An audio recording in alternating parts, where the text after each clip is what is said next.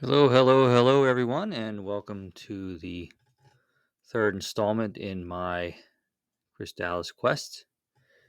And in this episode, we will be taking on Mount Sabre, which has two areas, which is west and north. And as you see on the screen now, I believe this is the west territory.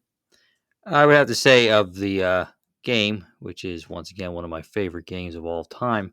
Um, Mount Sabre is not my favorite place because basically it's just depressing to look at. um, of course, this is early, early days of video gaming in the home, and so, but it's really just a bleak looking, blah, so to speak.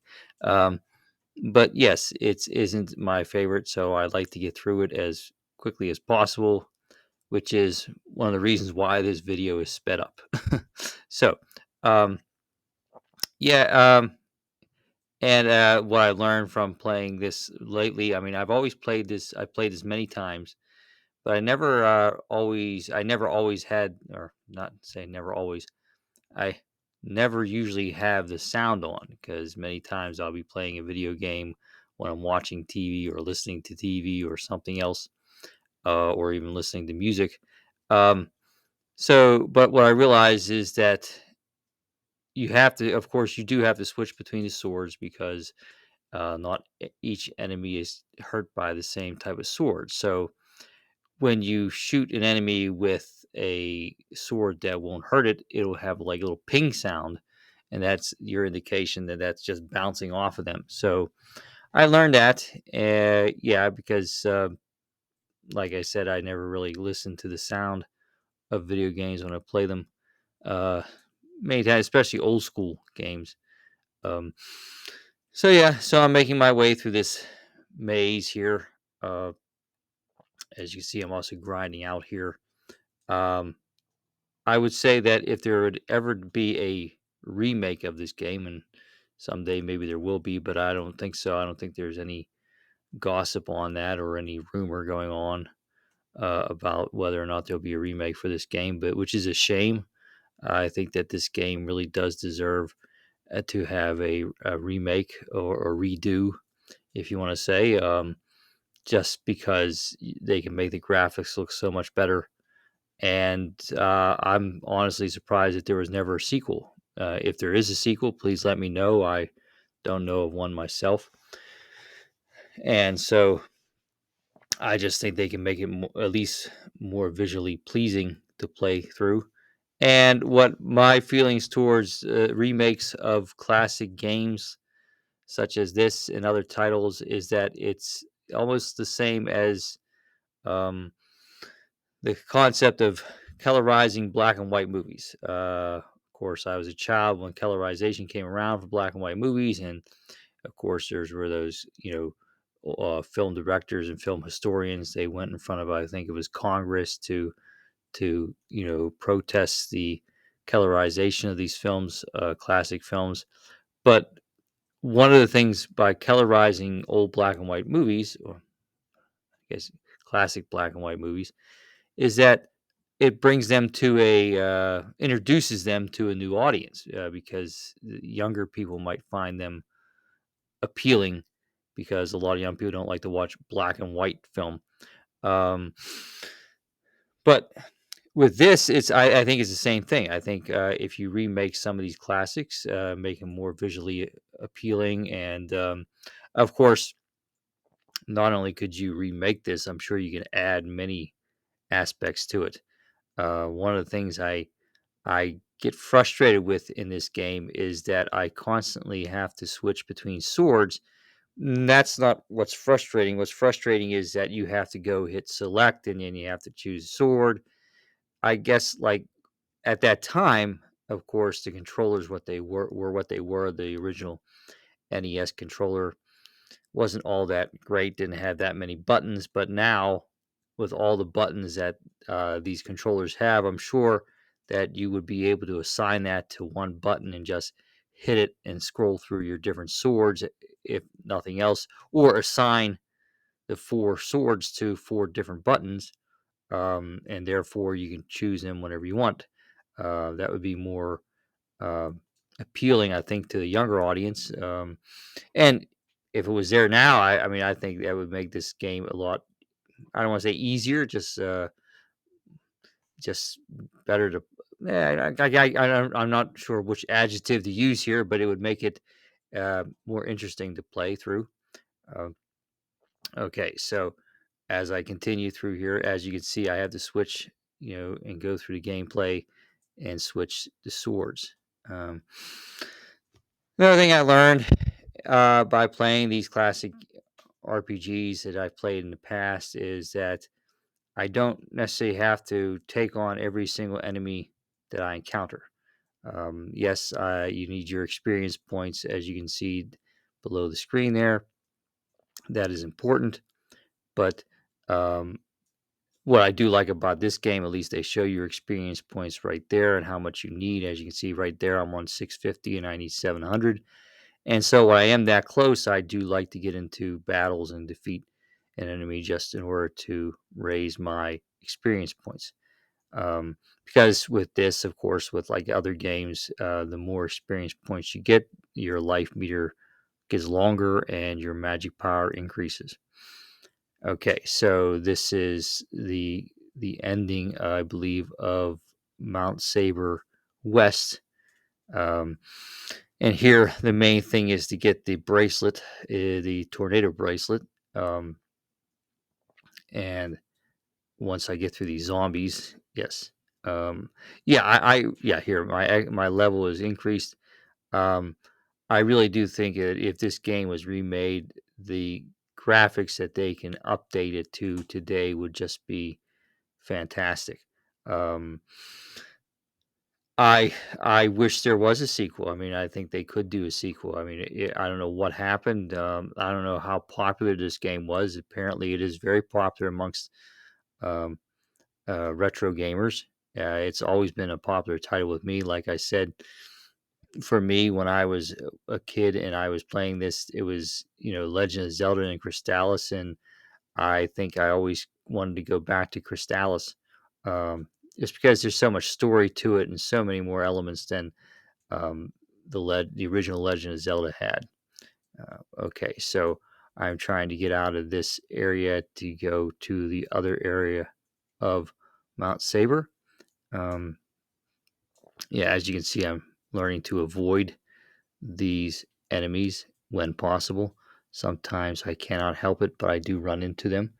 Um, yes, so here I am, moving as fast as I can, and here I am out. But now I'm with this guy, and he will now teach me teleport, which is an important skill to have because then I can just teleport quickly to a town. So I go back to Oak because I was told to go to Oak. And as you can see, all the people are gone. Nobody's home. Nobody's even in the shops. Everybody has been taken away. Can't even get rest in the inn. Yes. And so the only thing left is this little rabbit creature. And it says some evil people attacked the village people. And so here I am back to town of Bryn Mawr. And this is where I will go to the second area of Mount Sabre, which is here, which is Mount Sabre North area. And this is where, in the end, you encounter the big boss. First, you stop at this inn. Many people here to greet you, of course, and I also believe they have a place to rest as well as a medical shop, like here, a tool shop, as they call it. I'm sorry, not a medical shop, but here the price is $50, if you'll say. And here you encountered the guy that you encountered earlier in the game that ran out of the pub or bar whenever you went in there. He said he on his way to find riches, and he tells you about uh, what happened to the people of Oak. And this is where you encounter these evil guards for the first time. Um, and yeah, it's interesting how you approach there, and then you hear voices, and you stop, and they come, and you hear their conversation, which I think is a nice touch to this. They're easy to take care of with a few blasts from a tornado bracelet. Okay. And this is, I would say, the main area is Mount Sabre. Um, and of course, yes. All right. Now, these things are harmless. I don't want to say harmless. I mean, they don't really come at you too quickly. And at the same time, they actually provide you with a good bit of experience points. So these ape-like creatures I try to avoid just because they take too many hits right now. And, when you're trying to kill one, another one comes along, and then next thing you know, you're really outnumbered. So, but those three were easily taken care of by a blast from a tornado bracelet. Okay. So I will, here we go, up against another wall. Yeah, see how you just have to keep checking and switching between the storage, which I think, yeah, exactly with today's uh, controllers, you can probably just assign that to one button. But that would be a neat upgrade, I think. Okay, so back switching once again to these. They look like I don't know what they call them. They look like plants, like almost like octopus plants walking around or something. Okay. So instead of choosing to go down the slide, I just want to go back to where I was before. And I'm finding, yes, you cannot save your game when you're on Mount Sabre. It's sort of like a dungeon area. Okay, so back in we go to a very depressing looking cave. Yes, the Kellers just don't, yeah. And so I like to get through this as quickly as I can. Okay, these creatures are interesting looking. Um, okay, another. Well, whenever you encounter a cave wall that you have to break through, you sort of know you're on the right path. And here I know I'm in the right area because I'm encountering guards again. And they do take a little while to get through. So I try to avoid as many as I can. Okay, there we go. Yes. Yeah, because I know if I would try to open that wall without killing that guy, he would just kept sticking me in the back and I'd be dead before the wall was open. Okay. On my way to, well, here we go. Okay. Outside again. And here are guards. Okay. So some walls here. Now, this is not the first time I've been here. So I know there is not just that one wall, there's another wall here. And inside here are some of the villagers. And some of them just don't care that I saved their life. They're like, big deal. Gratitude for you. But I find a key to the prison. And then the next one, well, there's nothing down this end, which I just discovered. The next wall here, wait till the guard passes. And here are more of the villagers. And they tell me about what happened to them. And some of them are very grateful. I think this bunch is more grateful than the other that I saved them. And so going through here, okay, go through the guards.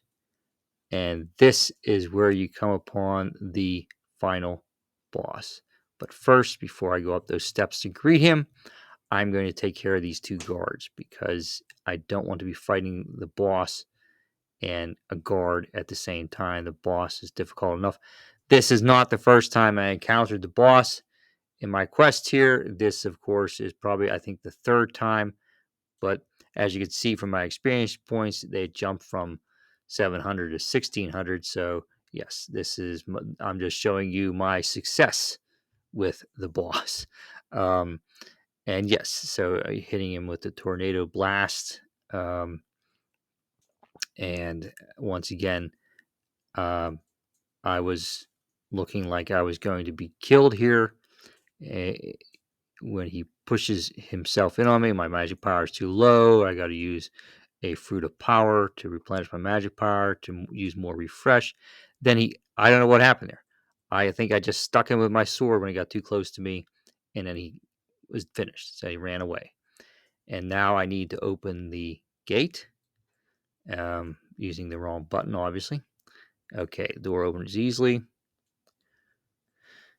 Villagers are okay. Proceed back into the cave. It'll lead you to Portoya.